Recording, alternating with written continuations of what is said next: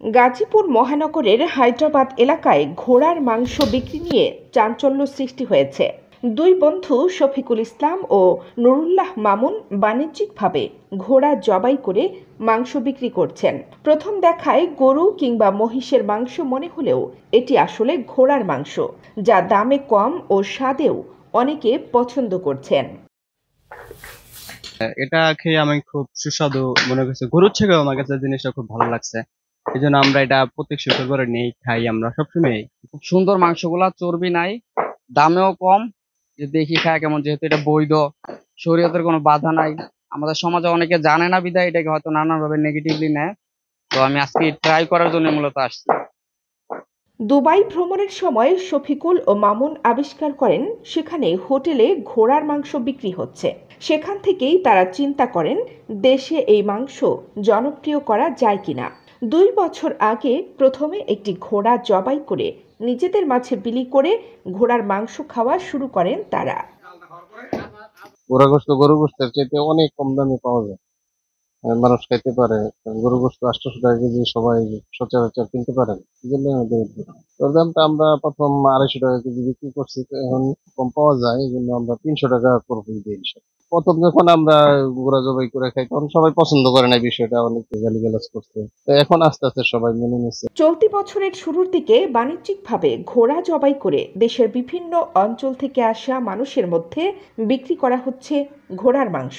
প্রতি কেজি মাংসের দাম রাখা হচ্ছে 250 থেকে 300 টাকা দরে। গরুর গোশত, মহিষের গোশত খাওয়া হয়, তো এটা একটু আনকমন, তাই আর এটা হালালও আছে, সেজন্য আর কি আসছি নেওয়ার জন্য। গরুর মাংসের মতোই সুস্বাদু, দামে কম হওয়ায় ঘোড়ার মাংসের দিকে ঝুঁকছে অনেকেই। এই মাংস খাওয়া নিয়ে এলাকাবাসীর মধ্যে মিশ্র প্রতিক্রিয়া রয়েছে। কেউ এটিকে নতুন অভিজ্ঞতা হিসেবে দেখছেন, আবার কেউ খানিকটা দ্বিধায় আছেন। তবে ইসলামিক দৃষ্টিকোণ থেকে ঘোড়ার মাংস খাওয়ার ক্ষেত্রে কোনো বাধা নেই বলে জানিয়েছেন ধর্মীয় বিশেষজ্ঞরা। গরুর মাংস থাকে ভালো, এটা গরুর মাংস থাকে যদি ভালো হয় তাহলে 250 টাকা কেজি কেন? গরুর মাংস কেজি 800 টাকা, 750 টাকা, আর ঘোড়া মাংস হইলো আবার 200 আর 250 টাকা। খাওয়ার পরে দেখছে যে যুদ্ধক্ষেত্রে গিয়া ঘোড়ার শর্ট পড়িয়া যায়, যুদ্ধতে যাইতে পারতেছে না, তখন এই জিনিসটা আবার নিষেধ করিয়া দিছে। ওই নিষেধের পরে এই পর্যন্ত নিষেধই চলছে, আর গোয়া খাওয়া চলবে না। হাদিসে আছে খাওয়া যায়, তবে এটা মানে মাকরু হিসাবে। হ্যাঁ, কিন্তু আমি আজ পর্যন্ত কোথাও দেখিও নাই, শুনিও নাই, কিন্তু এইখানে এসে দেখতেছি আর। পৃথিবীর কোনো আলেমই ঘোড়ার গোশত খাওয়া হারাম এ কথা বলতে পারবে না। সাহাবায়ে কেরাম কোনো এক যুদ্ধে ঘোড়া জবাই করে খাচ্ছিলেন বিশেষ প্রয়োজনে, এবং হুজুর সাল্লাল্লাহু আলাইহি সাল্লামের পক্ষ থেকে মানে তখন কিন্তু ঘোড়া জবাই করার ব্যাপারে নিষেধ এসেছে। কারণ যাদের কাছে যত বেশি প্রশিক্ষিত ঘোড়া আছে তারা যুদ্ধে ততটাই এগিয়ে থাকতো। ঘোড়া জবাই করে খেলে যেহেতু মুসলমানদের সমর শক্তি কমে যাবে, মুসলমান সমর দিক থেকে দুর্বল হয়ে পড়বে, হুজুর সাল্লাল্লাহু আলাইহি সাল্লাম ওই প্রেক্ষাপটে ঘোড়াকে জবাই করতে এবং ঘোড়ার গোশত খাইতে নিষেধ করেছেন। তো এনার্জি দেওয়ার জন্য ঘোড়ার যে খাবার, এটা স্পেসিফিক খাবার, এবং এখানে বিভিন্ন ধরনের কেমিক্যাল ব্যবহার করা হয়। এই যেসব কেমিক্যাল ব্যবহার করা হয় এটা আমাদের হিউম্যান বডির জন্য খুবই ডেঞ্জারাস এবং খুবই খারাপ টক্সিক।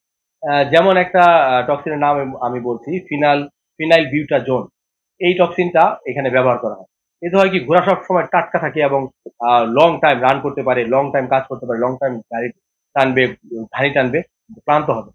তো সেক্ষেত্রে এইটা তো ঘোড়ার জন্য ঘোড়ার যে পালক সে এটা খাইয়ে চালিয়ে নিচ্ছে, কিন্তু আমরা যদি এটা খাই তাহলে এই ফিনাইল বিউটাজোন আমাদের শরীরে চলে যাবে। তা আমাদের জন্য এটা খুবই স্বাস্থ্য হানিকর এবং স্বাস্থ্য ঝুঁকি অনেক। এগুলো হার্টের উপর বেশি এফেক্ট করে, মানুষের হার্ট অ্যাটাক অথবা স্ট্রোক এই ধরনের সমস্যা বেশি হতে। গাজীপুরে ঘোড়ার মাংস বিক্রি এখন নতুন ধারণা, যা কৌতূহল ও আলোচনার বিষয় হয়ে উঠেছে। সময়ই বলে দেবে এটি মানুষের খাদ্যাভ্যাসের অংশ হয়ে উঠবে নাকি শুধুই একটি সাময়িক ট্রেন্ড। কানিস ফাতেমা, নিপা, খবর সংযোগ।